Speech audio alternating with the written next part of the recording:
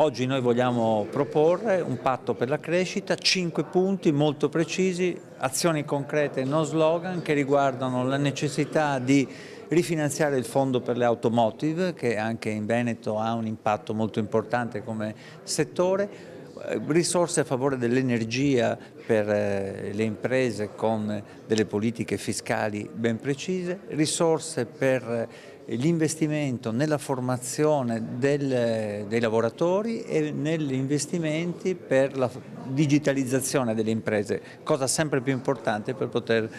stare nei mercati con agilità. Questi i 5 punti del patto per la crescita presentati dal segretario regionale del PD.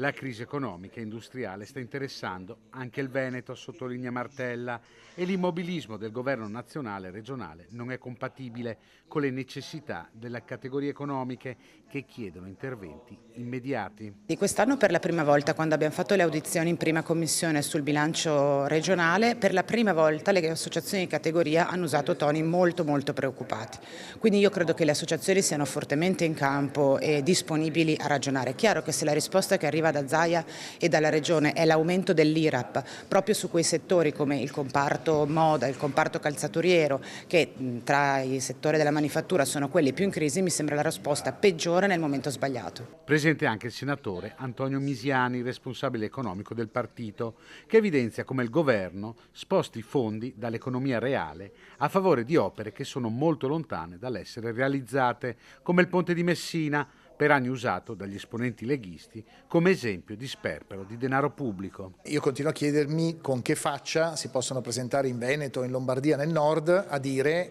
hanno impegnato 15 miliardi di euro già l'anno scorso sul ponte, ne chiedono 3 miliardi in più e nel frattempo l'industria